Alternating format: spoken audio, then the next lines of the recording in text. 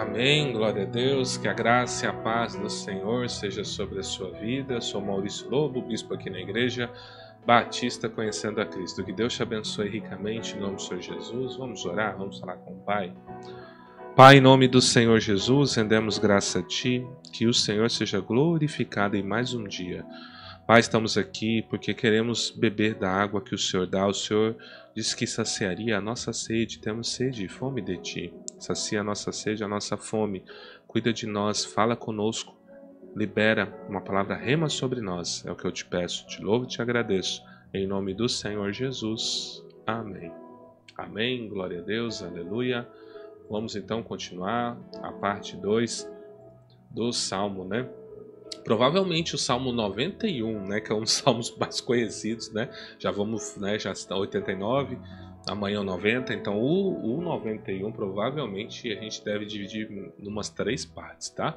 Provavelmente, ou até mais, dependendo do que Deus ministrar no nosso coração. Não sei se você sabe, às vezes eu chego aqui e fico com vontade de ver algo, a gente tem livros que falam de Salmo, né? A gente chega aqui, eu sinto de ler e ver o que aquilo pode compartilhar, e às vezes eu chego aqui, leio junto com vocês e a palavra vem no coração na hora que a gente está lendo aqui. Eu procuro ser assim para que você entenda a simplicidade, né? A minha ideia, se Deus manda a gente trazer um assunto teológico, a gente traz. Se Deus manda a gente trazer compartilhar algo que o Senhor está derramando no nosso coração, a gente compartilha. A ideia é essa, né? Eu não fico o dia inteiro pensando o que eu vou falar, não fico matutando. Eu deixo Deus ministrar no coração. Para você perceber que não é nada mecânico. Eu não estou lendo roteiro. Às vezes você vê que eu passo, esses dias mesmo eu estava fazendo leitura, eu acho que é do 88, né? No Salmo 88, quando eu vi eu já estava no 89. Então não tem roteiro, gente, não tem corte, não tem edição. O que sai aqui já vai para vocês, tá? Por quê? Porque a gente crê na simplicidade do Evangelho. Então a gente vai continuar essa parte 2 lendo a partir do 27, né? Porque o 26 terminou assim: Ele me invocará dizendo: Tu és o meu Pai, meu Deus e a rocha da minha salvação. Também lhe darei o direito de primogenitura e o tornarei mais exaltado dos reis da terra. Eu o conservarei para sempre no meu amor e a minha aliança com ele permanecerá firme. Farei sua descendência subsistir para sempre e o seu trono enquanto existirem nos céus. Se os seus descendentes abandonarem minha lei e não seguirem minhas normas, se profanarem meus preceitos e não guardarem os meus mandamentos, se castigarei a sua transgressão com vara e o seu pecado com açoites. Mas dele não me retirarei todo o meu amor, nem faltarei com minha fidelidade. Não violarei a minha aliança, nem alterarei o que saiu dos meus lábios. Jurei por minha santidade de uma vez para sempre, não mentirei a Davi. Sua descendência subsistirá para sempre e o seu trono será como um sol diante de mim.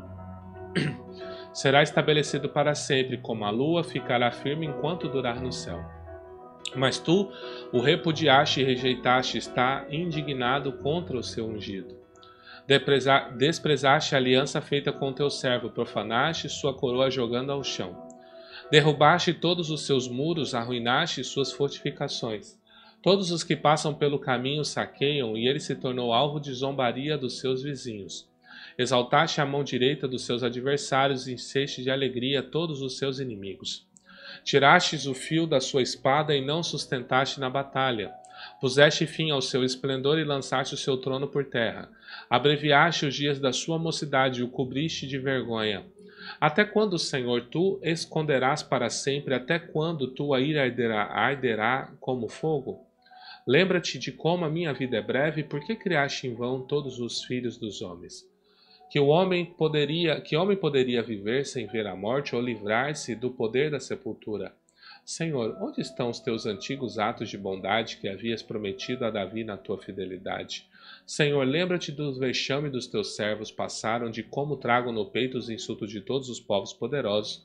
E os teus inimigos têm zombado dos passos dos teus ungidos, ó Senhor. Bendito seja o Senhor para sempre. Amém e amém. Eu falei no Salmo, né, na leitura da primeira parte, que esse Salmo se retrata ao ungido, ao Messias, né? E você viu que como a gente continuou lendo, Deus fala que vai confirmar para sempre. Ele é o primogênito, ele é rei de reis. Você entende? Então você entende, fala de Jesus, Mas olha que interessante, ontem a gente falou sobre a glória de Deus, a manifestação da glória de Deus, e agora Deus se inclinou para eu falar outra coisa para vocês, o mesmo Salmo, olha que interessante como Deus trabalha. O que o Senhor ministrou ao meu coração para estar compartilhando com você? Jesus, ele é Rei de Reis e Senhor de Senhores. Por que ele é Rei de Reis? Porque os povos da terra não reconhecem ele. A Bíblia diz: a todos quantos o receberam, deu-lhes o direito de serem feitos filhos de Deus. Quem reina são os filhos de Deus. Então Deus fez dos filhos dele reis, mas ele colocou um que é Senhor sobre todos. Por isso que Jesus, ele é Rei de Reis.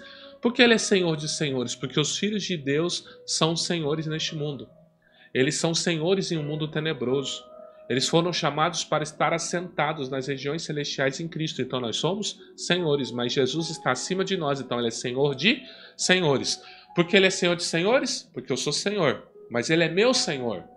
Porque ele é Rei de reis? Porque Deus me fez rei e sacerdote. Então ele é Rei de reis. Por que eu estou falando sobre isso? Deus está falando o seguinte: eu prometi a Davi que o trono dele ia permanecer para sempre. Então Deus vem e manda Jesus como descendência de Davi. Então Deus está te fazendo uma pergunta: qual legado você tem deixado? Você tem usufruído um legado que seu pai, sua mãe, seu avô, seu bisavô, sua bisavó deixou?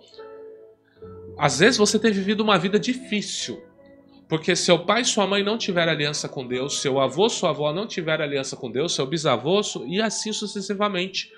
E aí você olha para a sua vida agora e você vem para o Senhor. E você está fazendo uma reparação de tanta geração, de uma cadeia geracional de pecado, de iniquidade, de afronta a Deus. Andou em idolatria, andou em rebeldia, não quis seguir a Deus, até maltratou servos de Deus. E você vem dessa geração. E agora você se converteu a Cristo e você está corrigindo. Sabe o que significa? Provavelmente, quem vai usufruir a bênção e o favor de Deus vai ser seus filhos, seus netos, seus bisnetos. Então eu te pergunto, qual o legado? Às vezes você fala: não, eu sou de uma geração de servos de Deus. Meu pai e minha mãe eram servos de Deus, meu avô e minha avó eram servos de Deus, meus bisavós eram servos. Então provavelmente você está colhendo uma vida extraordinária. Porque Deus, por amor ao seu pai e sua mãe, tem te abençoado. Deus, por amor ao seu avô, sua avó, tem te abençoado. Porque às vezes eles viveram uma vida de tanta retidão, de tanta santidade. E você às vezes não é 1% do que eles foram, você não ora 1% do que eles oravam, você não estuda a palavra de Deus 1% do que eles estudavam, você às vezes é um crente domingueiro e eles estavam segunda a segunda buscando a Deus. Então Deus, quando olha para você, se lembra deles. Lembra quando Adão ele encontra Eva, ele fala assim, ó: tu é osso do meu osso e carne da minha carne, né? Tipo, agora nós vamos deixar pai e mãe e vamos nos unir. E seremos uma só carne. Quando ele fala isso, uma só carne, o que é uma só carne? Uma só carne é quando eu tenho uma relação com a minha esposa, ela engravida e tem um filho. Esse filho tem o meu DNA e tem o DNA da minha esposa. Então, os nossos filhos é uma só carne. A manifestação. Qual é a consumação? Como eu garanto que eu sou uma só carne com a minha esposa? Quando eu gero.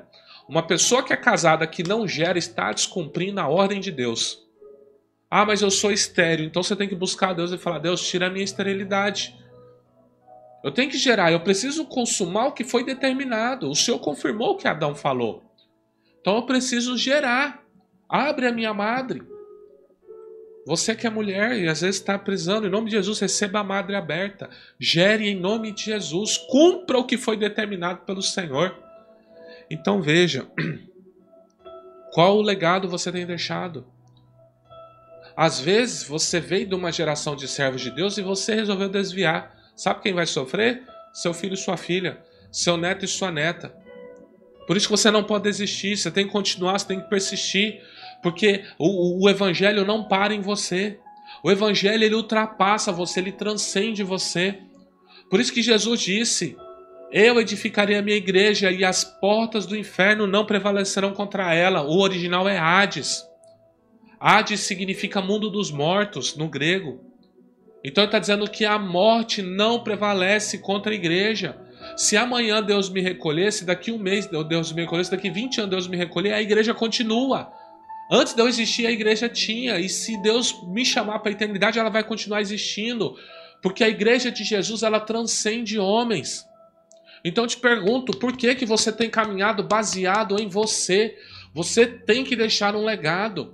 Qual o legado que você tem deixado? Você tem deixado uma vida de oração, uma vida de jejum, uma vida de leitura da palavra, uma vida de comprometimento com a casa de oração?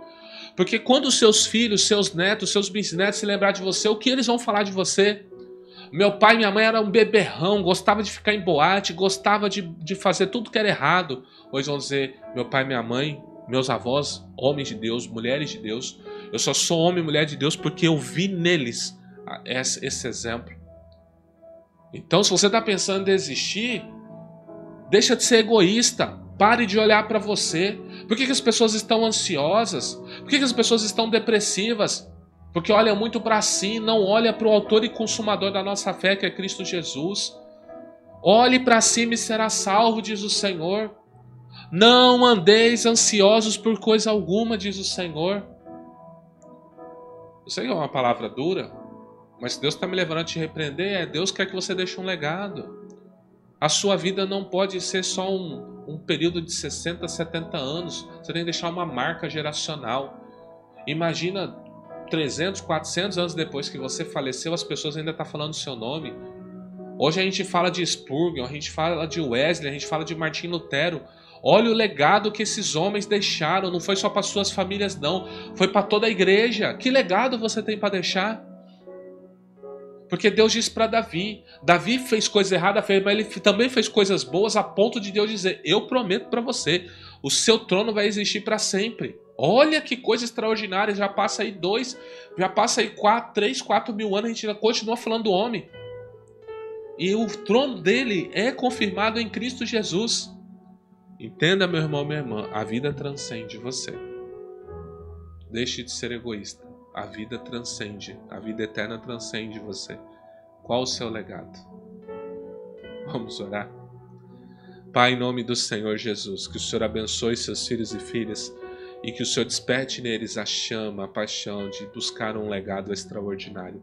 Capacita eles, Pai, que esse rei que está na barriga deles possa ser destronado, Senhor.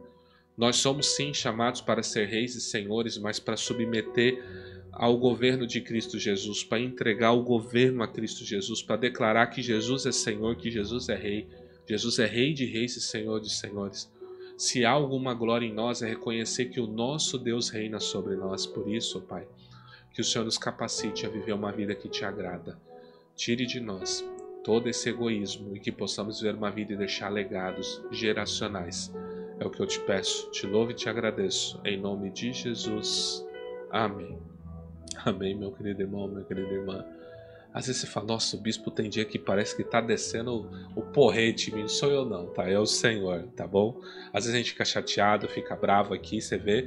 Mas quando a gente tá ministrando a palavra, a gente tende a sentir o que o Espírito manifesta no nosso coração. Então receba essa palavra. Se você estiver fazendo algo errado, se converta, se conserte, né?